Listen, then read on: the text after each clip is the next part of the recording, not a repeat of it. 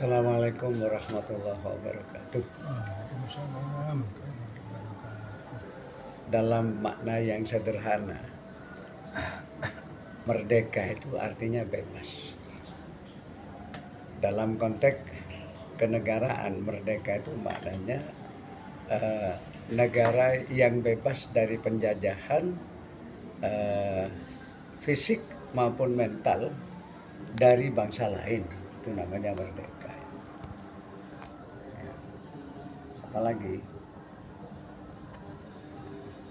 kalau kita kaitkan misalnya dengan dalam ajaran Islam, ketika Rasulullah SAW itu memperkenalkan syariat Islam dengan inti pokok atau pokok tauhid, ya, kalimat tauhid la ilaha illallah Muhammadur Rasulullah, itu juga bisa bermakna upaya memerdekakan seorang hamba, dalam hal ini orang-orang kafir Quraisy, itu supaya merdeka dari apa? Dari keyakinan yang salah, penyembahan terhadap berhala.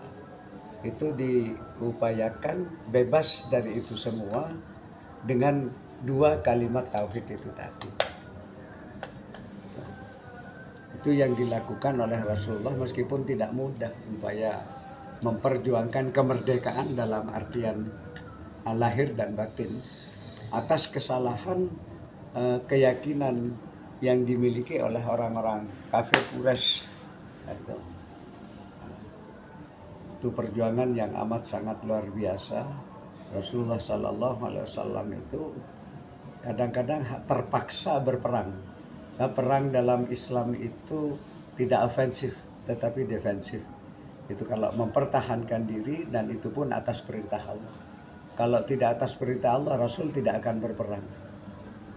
Ya saja misalnya ketika Rasulullah SAW ingin memerdekakan orang-orang Arab suku Quraisy di Taif misalnya, betapa perlawanan yang dilakukan oleh orang Taif terhadap keinginan Rasulullah memerdekakan mereka dari belenggu keyakinan yang salah, itu mendapatkan perlawanan yang luar biasa. Ya, Rasul harus diungsikan, itu.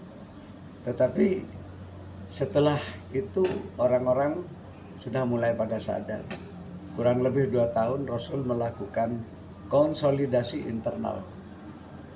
Langkah pertama adalah mempersatukan, mempersaudarakan atau muakhah antara muhajirin dengan orang-orang Ansor, yang mendapatkan sambutan luar biasa, sehingga dalam waktu relatif singkat terjadilah peristiwa penting dalam sejarah Islam itu yang disebut dengan Fathu Makkah, pembebasan kota Mekah. Jadi itu juga bermakna kemerdekaan bagi orang-orang, kemerdekaan dari belenggu tauhid yang salah. Itulah. Maka Rasul menyatakan semua berhala yang digantung di sekeliling Ka'bah itu harus diturunkan, harus dimusnahkan, termasuk yang ada di dalam Ka'bah. Gitu, lambang salib antara lain ada di dalam Ka'bah itu harus dihapus gitu semua. Nah, itu merupakan kemerdekaan yang hakiki, bukan hanya secara fisik tapi juga batin, terutama lahir dan batin menjadi merdeka. Jadi seorang yang beriman itu adalah orang yang merdeka sebenarnya. Orang yang beriman adalah orang yang merdeka. Merdeka dari apa? Ya dari keyakinan yang salah, itu menuju kepada tauhid itu. Saya kira itu. Karena Rasul melakukan itu dengan cara yang bijak, lalu terus kemudian orang-orang kafir Quraisy di Mekah itu berbondong-bondong untuk masuk Islam. Berbondong-bondong untuk masuk Islam. Itu. Idza jaa nasrullahi wal fath wa ra'aitan nasa yadkhuluna fi dinillahi afwaja fasabbih bihamdi rabbika wastaghfirhu innahu kana tawwab.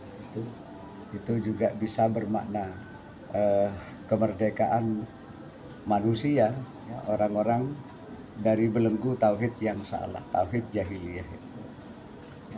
Rasul bijak hanya dengan mengatakan, andai kata beliau mau balas dendam bisa saja, tapi apa yang dikatakan Rasul, siapa yang masuk Masjidil Haram aman, siapa yang masuk rumahnya Abu Sufyan aman. Padahal Abu Sufyan itu musuh bebuyutan Rasul. Ya, karena kebijakan Rasul seperti itu, maka Abu Sufyan pun akhirnya masuk Islam. Lalu berbondong-bondonglah surat An-Nasr itu, berbondong-bondong orang masuk Islam. Saya kira itu, mudah-mudahan kemerdekaan itu bukan hanya sekedar fisik, ya, kita terbebas dari penjajahan, tetapi juga terpeliharanya keyakinan yang benar di dalam tiap-tiap warga negara ini. Jadi iman kita ini merdeka dari apapun, unsur-unsur keduniaan dan lain sebagainya. Saya kira itu Pak Adi, makna merdeka itu. Demikian, Assalamualaikum warahmatullahi wabarakatuh.